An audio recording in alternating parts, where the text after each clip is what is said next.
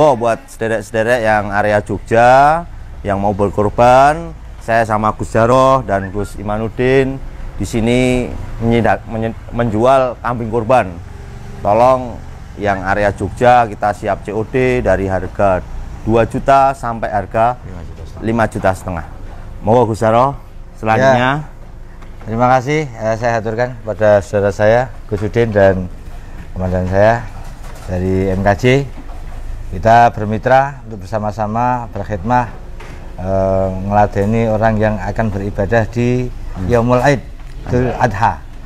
Karena dalam hadis Rasulullah Shallallahu Alaihi Wasallam tidak ada amalan yang terbaik di dalam Idul Adha adalah menyembelih kurban.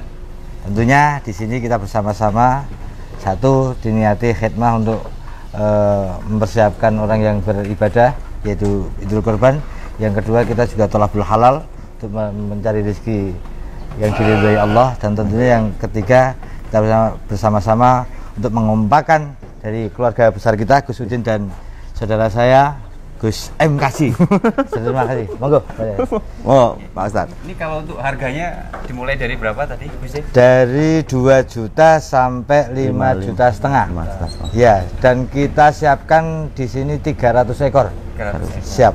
Dan bisa dibantu untuk pengiriman ya, karena COVID saat ini kan lagi. Oke, untuk pengiriman dan biaya perawatan free, dan tentunya kita juga mempersiapkan apabila karena di wilayah masing-masing dengan acuan undang-undang yang berbeda, ada yang tidak menyembelih. Di sini juga menyediakan untuk penyembelihan dan jasa penyembelihan, dan nanti kita antarkan didistribusikan ke dagingnya juga. Kalau mau didistribusikan secara pribadi, kita menyiapkan paket-paketannya dari kambing yang dibeli, dan kalau memang untuk menyalurkan ke kaum duafa, fuqara wal masakin, kita juga siap.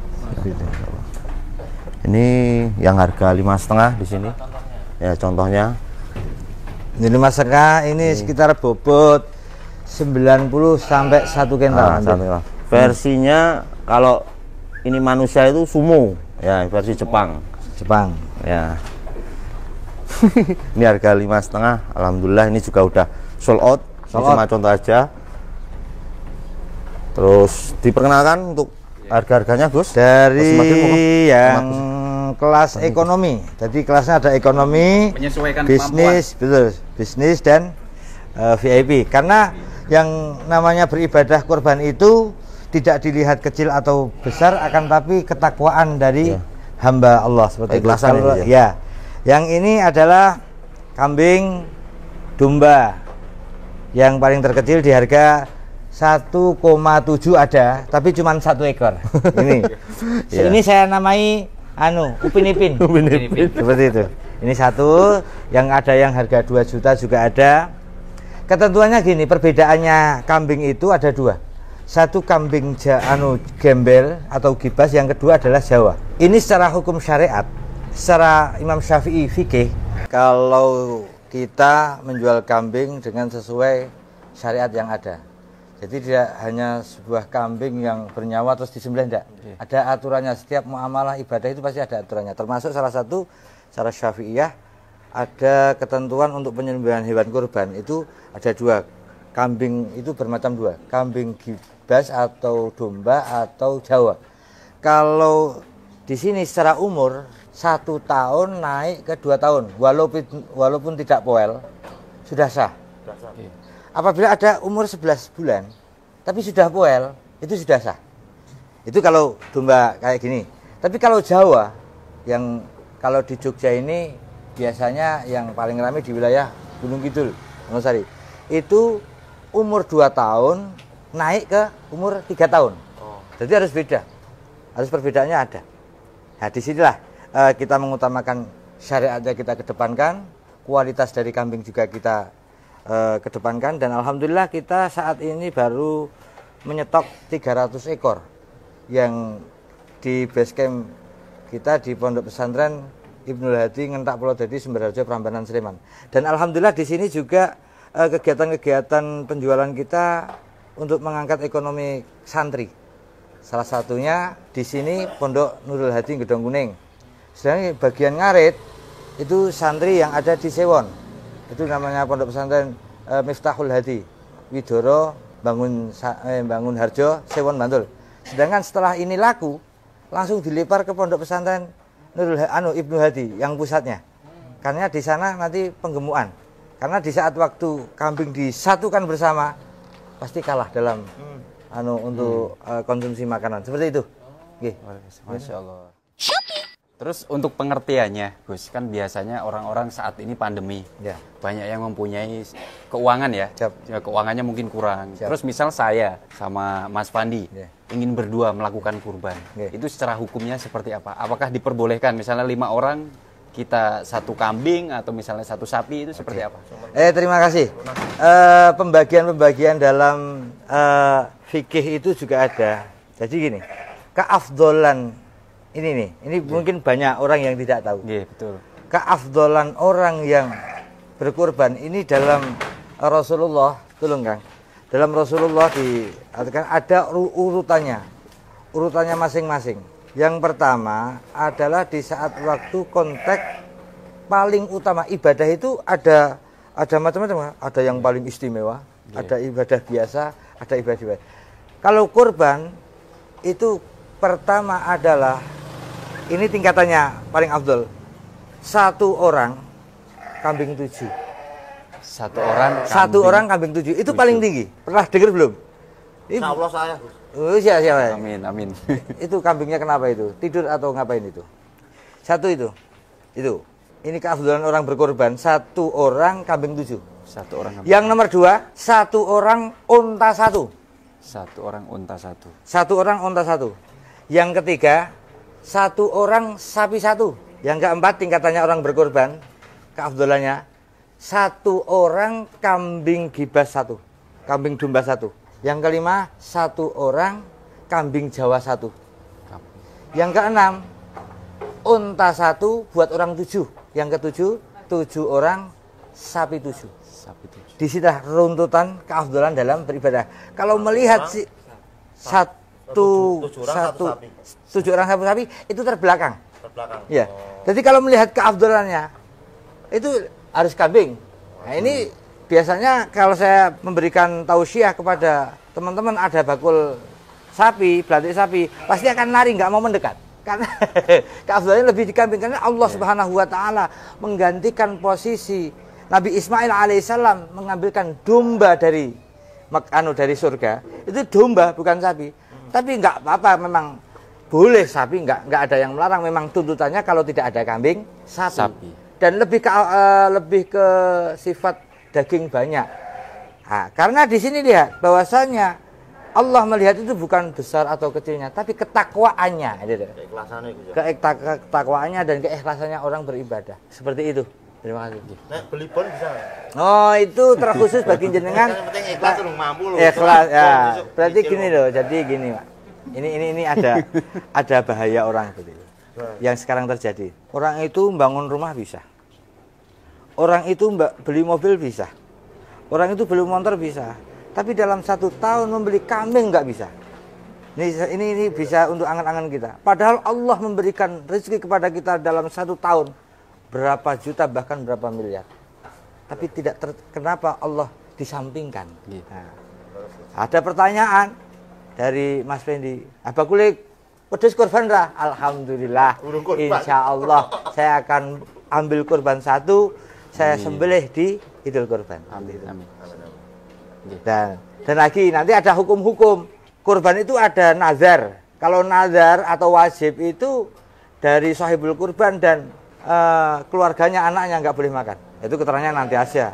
Biar panggil saya lagi. Siap. Lanjut di harga yang berikutnya ini dari 17 dan 2 juta, ini 5,5 juta. Dan di sini adalah tingkatan di rata-rata yang paling laris, yaitu di harga 27 sampai 3 juta. Di tengah-tengah lah harganya ya. Ini yang paling standar, yang sekarang banyak diburu dari sahibul kurban seperti ini, 27 sampai 3.000. Seperti ini. Dan harusnya buat semua sahabat-sahabat jangan pernah berpikir untuk melakukan kurban. Karena apa? Betul yang disampaikan sama Gusnya, dalam 1 tahun. Harusnya kalau nggak bisa dalam tahun ini, per bulan sudah mulai dicicil, Mas. Betul. Ditabung sedikit-sedikit, pas di Hari Raya Idul Adha kita sudah menyiapkan uang tersebut. Betul, masuk. Jangan sampai ibadah nunggu kaya kan gitu. Ah, Iya kalau sampai kaya, kalau enggak. Kalau mati duluan. Mati duluan. Betul, Makanya luar biasa. seperti ini. Ada orang di dalam hari Idul Adha sampai hari Tasyrik diberikan kekuatan untuk mencukupi keluarga. Ya, untuk mencukupi keluarga. Untuk ini diperintahkan untuk berkorban.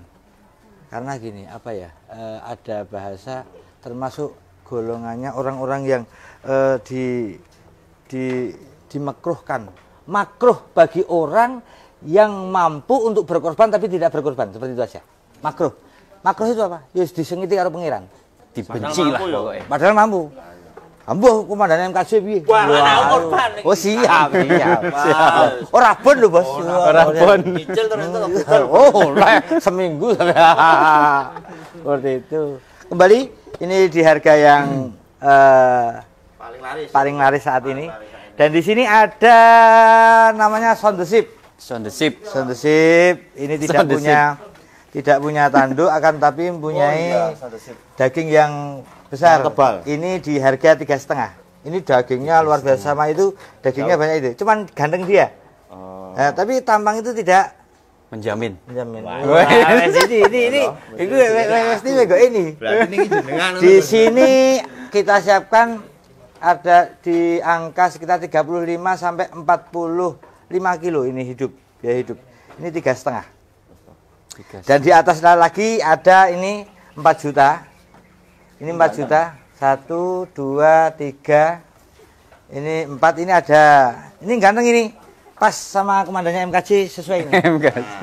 Nah, gagah. Ini ganteng ini. Gagah. Nah, si lulupat ini 4 juta. Yang sini 4 juta. Ya. Dan di sini 4 juta, dan sini juga sama yang sana. Ini Moreno Tesel. Ini sama 3,5 yang ini. Dan yang 1, 2, 3 ini masuk di kategori 42 sampai 45 di sini. Ini saya mau tanya, Gus. Monggo. Nek korban untuk anak itu gimana, Gus? Maksudnya, Gus? Akikoh itu Akikoh.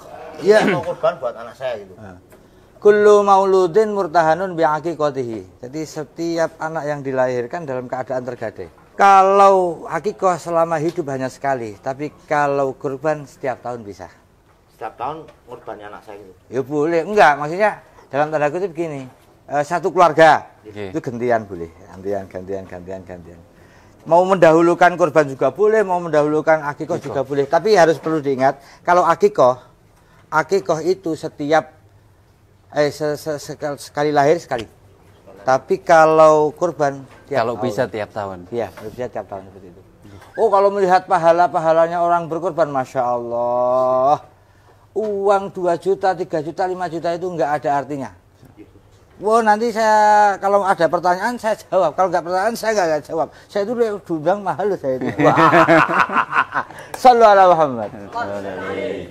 Iya, jadi kalau dipikir buat semua sahabat-sahabat, uang 4 juta kalau pas di hari H memang terlihatnya itu banyak sekali, apalagi di pandemi. Mungkin seperti yang tadi disampaikan, mungkin setiap bulan kita harus sudah sisihkan 500.000 kita sisihkan untuk persiapan tahun depan. Bagi yang belum bisa tahun ini melakukan kurban. Saya punya cerita, Mas. Yeah. Saya punya cerita. Penjualan saya tahun kemarin. Ada seseorang perempuan sama cucunya bawa ke sini.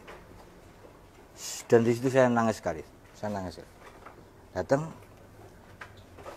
terus lihat gitu dah. Lihat dari kambing sana. Ini berapa? Yang paling murah berapa gitu? Yang paling murah berapa?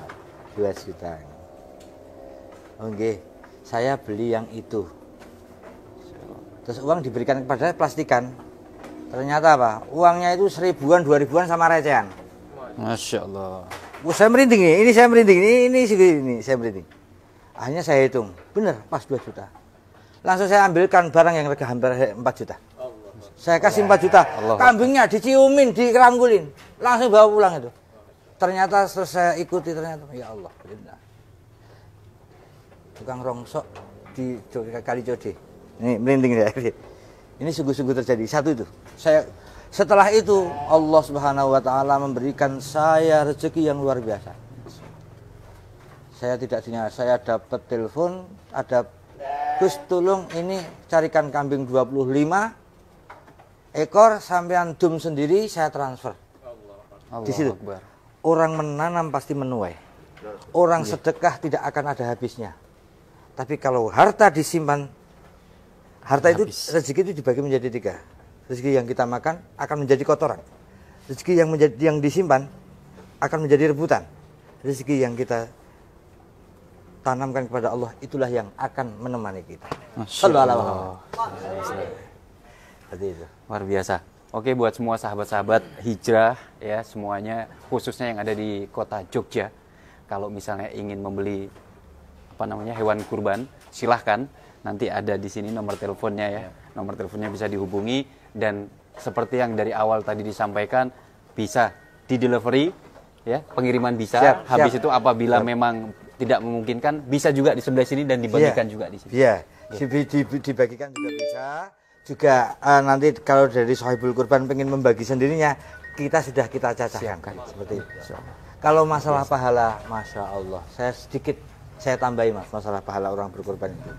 Ini satu pertama, barang siapa orang yang berniat untuk mencari hewan kurban, dari keluar dari rumah menuju ke tempat penjualan hewan kurban, ini setiap satu langkah diberikan pahala oleh Allah Subhanahu wa taala. Satu, dihilangkan 10 keburukan, nomor 2 ditambah kebaikan 10 dan ditingkatkan derajatnya 10, satu langkah. Itu baru niat mau beli kambing. Baru niat mau beli hewan kurban. Yang kedua, di saat waktu sampai tempat hewan kurban, ada komunikasi bahasa Indonesia ini nyang-nyangan apa? Penawaran. Nawar-menawar antara pembeli dan si penjual. Ini mendapatkan pahala dari Allah seperti membaca tasbih subhanallah alhamdulillah wala ilaha illallah wallahu akbar. Padahal baru iki regane piro. Ini dicatat pahala. Sudah dicatat pahala. Setelah itu ada lagi pahala. Masih banyak tapi saya ambil 5 aja. Yang ketiga, di saat waktu kambing mau disembelih. Biasanya sembelih itu dijatuhkan dulu apa tiba-tiba langsung dicelurit, langsung dibeleh? Dijatuhkan. Jatuhkan. Di saat waktu tubuh hewan kurban dijatuhkan, perut menempel di bumi, tek. Ini semuanya makhluknya Allah di dunia ini. Yang ada di dunia ini membaca istighfar, astagfirullahaladzim, memohonkan ampunan kepada orang yang berkorban. Makhluknya Allah yang ada di dunia. Padahal kita nggak tahu makhluknya Allah seberapa sampai sekecil membaca istighfar. Apa cukup sampai situ pahalanya? Tidak. Di saat waktu ini dawuh Rasulullah, disunnahkan bagi orang yang berkorban untuk melihat pertama tetesan getih ke bumi. Karena darah tetesan yang datang ke bumi pertama itu ghufira lahu ma taqaddama min dzambih, menghapuskan dosa-dosa yang telah berlalu. Wajib. Bukan wajib, sunnah. Disunahkan. Ini di saat waktu Rasulullah Shallallahu alaihi wasallam memerintahkan kepada Sayyidah Siti Aisyah radhiyallahu anha. Ini sahih. Di saat waktu kita melihat ini, tetesan getih pertama ini mengampuni dosa-dosa kita. Ghufira lahu ma taqaddama min dzambih. Dan di situ ada lagi. Di saat waktu sembelih biasanya ada ceret-ceretan itu. Iya, muncrat. Muncratnya itu. Setiap tetesan muncrat ini menjadi 10 malaikat. Malaikat ini membaca istighfar astagfirullahaladzim sampai hari kiamat untuk sahibul kurban. Di sini. Paham ya? Masya Allah. Itu belum dari bulunya, itu belum daging yang dimakan. Setiap puluhan ada pahala sendiri, bulunya ada pahala sendiri. Ayo kita lihat bagaimana kita melihat Allah memberikan rezeki kepada kita. Sampingkan 1 tahun sekali. Ngono ya arep utang kowe kok. Ya ora utang. Ganjarane koyo ngono ya utang kowe. Nek penjual ganjarane lho. Ini lain lagi nih. Ini lagi pahala aku niate tak nggo khidmah. Aku tadi di mukadimah awal saya ngene, khidmah ngladeni wong arep ngibadah. 1. Yang nomor 2, saya mencari tolabul halal. Wong jenenge nyambut gawe kerja mesti golek hati. Nggak ada orang yang mau cara Kanjeng Nabi kerja ya kudu golek bathi ora buk-bukan. Lagi iki buk iki aku ya. Lah seperti itu lho. Wis bali iki. Lah kene jak gelut yo gelem jak bali. Itu saya kalahkan sama beliau seperti ini. Aman-aman. Sallu ala Muhammad.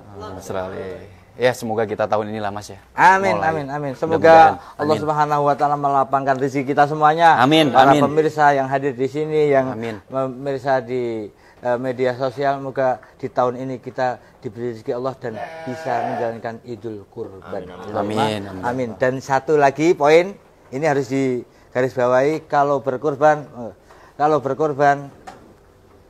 ini ada sunnah dan ada wajib. Gimana perbedaannya? Kambing dibeli, kalau jenengan bilang, wedhus ini saya kurbankan, ini berarti menjadi kurban wajib. Kalau sudah kurban wajib, sahibul kurban dan anak-anaknya yang sudah tidak boleh makan. Terus untuk mensiasati itu gimana? Apa? Hadhihi syatta udhiyata. Wedhus iki tak beleh ning jerone Idul Adha. Kambing ini saya sembelih di dalam Idul Adha. Ini sudah menjadi kurban sunnah. Ini banyak orang yang tidak tahu. Terima kasih. Thank you. Oke, buat sederek-sederek warga Jogja, buat sederek-sederek saudara-saudara, jangan lupa yang mau berkorban bisa kontak di bawah ini. Langsung ke saya bisa, sama Gus Jaroh bisa. Alamat di Gedung Kuning, sama yang lapak kita ada di perempatan Pemkot tuh ke utara. Nanti langsung kontak aja di bawah ini. Oke, matur suwun. Assalamualaikum warahmatullahi wabarakatuh. Waalaikumsalam warahmatullahi wabarakatuh.